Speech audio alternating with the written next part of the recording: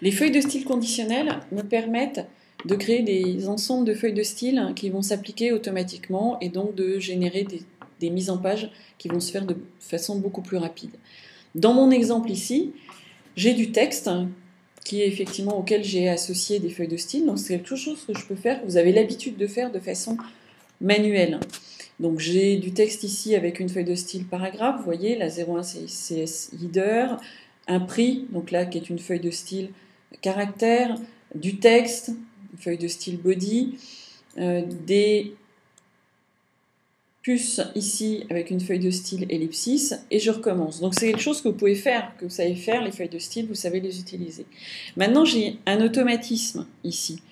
Cet automatisme, enfin cette récurrence plutôt, je peux l'identifier par le fait que je vais retrouver un nom de ville, un prix, un descriptif, 3 points. Un nom de ville, un prix, un descriptif, 3 points. Et une puce ici en début de paragraphe. Donc ce que je vais faire, c'est que je vais créer sur mon texte ici, j'ai exactement le même texte mais non formaté, je vais créer ce que l'on appelle une feuille de style conditionnel pour pouvoir faire ce que je viens de vous montrer, mais de façon automatique lorsque je vais importer un texte. Donc je vais aller chercher dans le menu fenêtre ma palette style conditionnel et je vais créer ces feuilles de style conditionnel. Donc affichons tout de suite la palette et créons en partant de 0. Donc on va l'appeler liste ville par exemple. Voilà. Première chose que je fais, ça va être d'appliquer, d'appliquer la feuille de style qui correspond à la ville. Donc il va s'appeler CS, donc une feuille de style paragraphe. Qui correspond à la ville. Je vais agrandir ici un petit peu. Voilà. Deuxième chose, avec quelles conditions? Je vais tout simplement l'appliquer jusqu'à ce que je rencontre un caractère, effectivement. Et quel caractère? Le caractère tabulation. Donc le caractère tabulation étant celui-ci. Donc ça, la liste des caractères, vous les avez dans le manuel. Je vous invite à les rechercher, mais pas de problème, on vous les donnera également. À partir de là, je vais ajouter une deuxième condition qui va être de dire, maintenant, puisque je veux appliquer maintenant la feuille de style qui correspond au prix, je vais appliquer là une feuille de style qui est une feuille de style caractère, d'accord, pour le prix. Donc j'ai fait la tabulation, je suis arrivé là et j'applique la feuille de style caractère. Et cela jusqu'à la fin de mon paragraphe. Jusque là. À partir de là, je vais appliquer la feuille de style body qui correspond, vous voyez, à ce texte-là. Là, en revanche, je vais y aller jusqu'à ce que je rencontre un texte, parce que je peux avoir plusieurs paragraphes. Vous voyez le cas ici où j'ai plusieurs paragraphes. Quel texte? Le texte qui correspond aux 3 points. À partir de là, dès que je rencontre les 3 points, j'applique la feuille de style ellipsis, correspond à la feuille de style ici, jusqu'à, à nouveau, la fin du paragraphe. Maintenant, j'aimerais avoir une récurrence, forcément.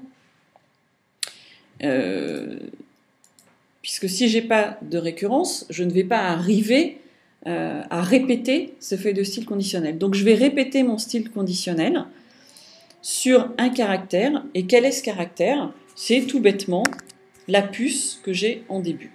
Donc, je dis OK. Et je vais maintenant sélectionner mon texte et appliquer ma feuille de style conditionnel. Et vous voyez que ce qui est intéressant, c'est que automatiquement, j'ai bien appliqué donc la feuille de style qui correspond ici à la ville, puis au prix, puis au texte, puis mes 3 points, et ainsi de suite. Et si je continue, je viens me positionner ici, et donc je rajoute une boulette, je vais mettre une ville. Voilà, tabulation, je vais mettre un prix, on va mettre un prix en euros, 250, voilà, euros, puis je vais passer à la ligne, mettre du texte, d'accord, le texte, puis je peux passer à la ligne et continuer, ceci, et on va remettre une fin qui va dire ceci et OK.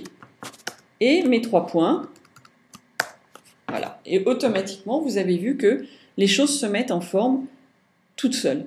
Donc ça, c'est une façon très pratique de générer des automatismes, d'avoir une application de feuille de style automatique. Maintenant, on va aller un petit peu plus loin, puisque vous avez vu que ici, dans mon cas, j'ai à chaque fois un mot, donc qui me permet par exemple là de dire avec ou sans petit déjeuner, j'ai un mot qui s'affiche en rouge. Alors, on va rééditer notre feuille de style conditionnelle et on va continuer. Alors, comment est-ce que je vais faire ?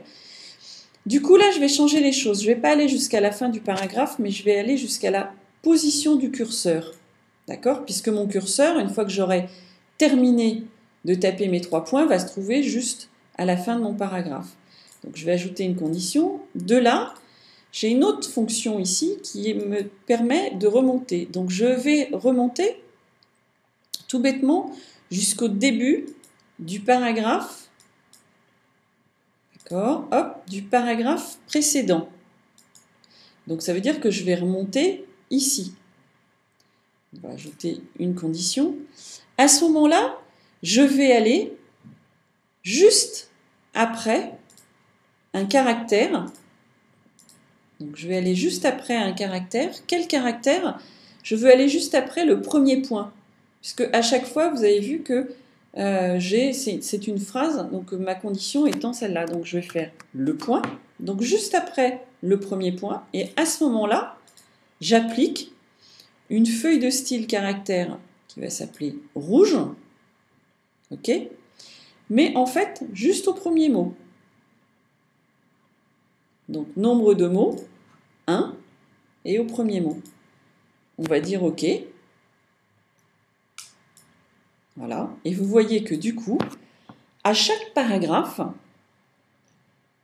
il remonte. Il vient jusqu'à l'avant-dernière, au début du paragraphe, puis il va à la fin de la phrase, il prend le premier mot, il le met en rouge. Si ici, je rajoute un paragraphe, vous avez vu que ça passe en rouge automatiquement. Je rajoute du texte, je mets un point, un mot, tac, tac, tac, un point. Ah, j'aurais pas dû passer à la ligne. Donc, ce qui veut dire que, pardon, il me faut un espace après, voilà, tac, tac, tac, tac, voilà. Il respecte les cases, j'avais mis des espaces qu'il ne fallait pas. Donc voilà, c'est comme ça que je vais arriver à faire des feuilles de style conditionnelles. C'est vraiment très puissant et ça vous permet du coup de générer des automatismes. Donc quand votre texte s'import, le tout est de trouver la notion de récurrence. Il y a plein d'autres fonctions qu'on peut vous montrer, mais je vous invite vraiment à tester cette fonctionnalité.